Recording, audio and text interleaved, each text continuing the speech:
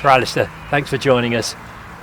In 2005, you burst onto the headlines with that 214 against Australia. We're now 2019. Where has the time gone? Don't. It's I can remember it was a nice warm day here, and it was a flat wicket. Yeah, it was. That does seem almost a lifetime ago. But again, I think there was a photo up in the pavilion of that day, Ravi and I. It was a very special day. So like, kind of leapfrogged me ahead of a few other young, kind of up and coming English players there. So when the opportunity did come for England, I suppose I was ahead of the queue. Indeed. Was in your mind at the time? Was it this is another stepping stone towards an England place? No, I mean I spoke to someone spoke to me on the beach in Antigua a day before I got called up to replace the thing. There's a day before our England A Test match, if it was. I said, when do you want to play for England for? And I said, to be brutally honest, I don't think like that. Look at the side now; it's so settled. It's so, they got 5, 6, 7 years left in it. I just want to play for England once. I didn't have anything mapped out. I know, people think that you do. You just don't. I've always been quite good at just taking game by game and trying to contribute and trying to improve there. I remember when our first full season, 2014. The end of that, I think I scored 100. I got 100 in that year, but lots of 20s and 30s, and I averaged about 30.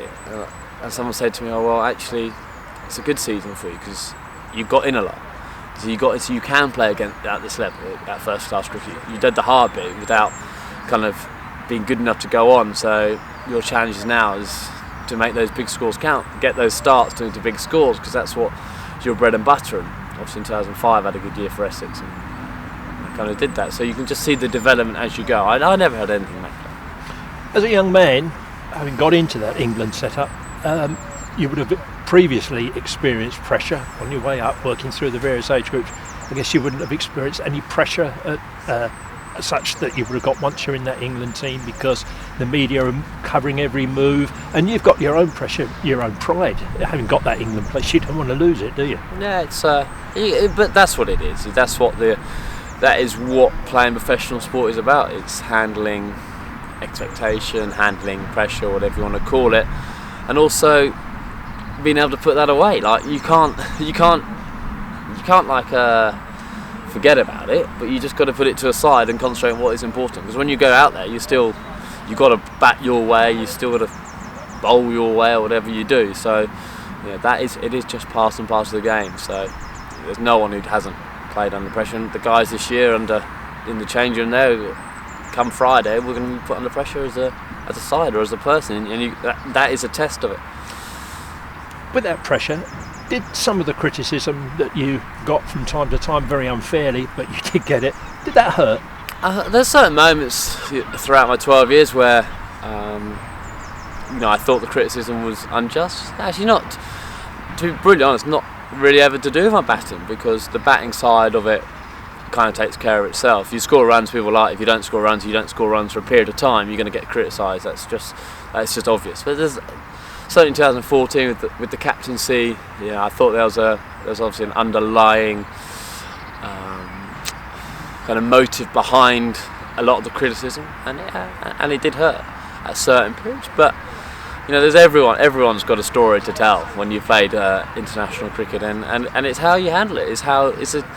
I suppose test, the clue's in the name in test cricket, isn't it? Or it's a test of everything all the time, and how you come through that, or do you bow to it, or whatever. So I can look back on a lot of my career like that, actually. That I got tested on a number of occasions, and some of the times I come through, sometimes I didn't, but most of the time I can hold my head high. Your phenomenal achievements, and they have been phenomenal, so well documented. If we can just fast forward though to that last innings, 147, you decided to retire. Did you have any second thoughts on that? No, I didn't. It was the decision had been coming for a while. It wasn't just because of that series. I hadn't scored runs. I'd been fighting with certain things over the last 12 or 18 months of that, and I suppose in one sense it showed when your mind is totally clear and you kind of see the finish, you can relax a little bit and just play. Never doubted I lost my ability to be able to play. I think I just lost something after a few years of being constantly at it, I suppose, in one sense, that I just lost something, and it's sad in one sense, because I'd strived all my life to play for cricket for England. I'd thrown everything into it, and I was living the dream. I dreamed about playing for cricket for England, and I then did it. I lived my dream, and not too many people could say they did that. And it was a very special time in my life. The 12 years are very special, and to give that away, obviously, is a big decision. Yeah. It's a big decision because of everything you're doing, but it was an easy decision because it felt so right for myself, and ultimately, yeah, I think Virat Kohli asked me when I was 120, "Are you regretting it?" And I said, "No, I couldn't be further away from regretting it. It was just such a special way to go." The personal sacrifices that you've made along the way, and there have been a lot, I guess they're more than balanced by the rewards that you've got. But if you're going to succeed at the very top, you do make the sacrifices. Yeah, and I don't think that's just in cricket. I think it's in every sport. That's in every profession. To become very good at something, you've got to sacrifice, and whether that's the training you're doing, the time away from your family, which I've had the best family ever for that. The support that I've had behind the scenes, the kind of the quiet, unwavering support, allowing me to go about my business. Of course, there's times when you go away and for 8 or 9 weeks or 12 hours or 16 hours after Isabel was born, that you question what you're doing at certain times. But as I say, you've got to sacrifice a little bit to gain something. And now, hopefully at 34, I've got you can kind of pay back a bit of that and stuff. And also, we've had an incredible time as a family. Travelling well, playing cricket. I mean, you couldn't wish for anything. Yeah, indeed. The headlines still didn't stop, did they? You've retired from international cricket, and they got the knighthood, and many congratulations to you for that. So well deserved. What was that day like when you went to Buckingham Palace?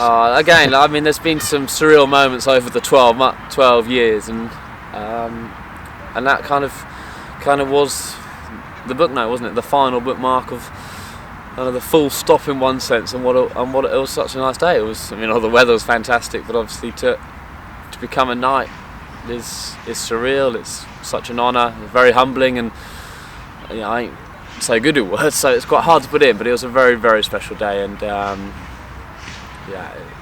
kind of have some great memories of that day. That's looking back. Looking forward, because you made a tremendous commitment to Essex to sign a 3-year contract with them. What motivated you for that, Alastair? Because let's be honest, you've achieved all that the game has offered, and achieved it so well. What was it? Just because you wanted to give something back to Essex? It's where you'd started, or did you actually have the purpose in life? You weren't finished with cricket yet. Yeah, I think it's about everything, to be brutally honest. I think on a very personal level, I needed something to focus my mind. It's a big thing when all you've ever done is play cricket, so then suddenly walk away and have nothing in the pipeline or nothing there. Obviously, we've got the farm at home, which has been fantastic in terms of me professionally.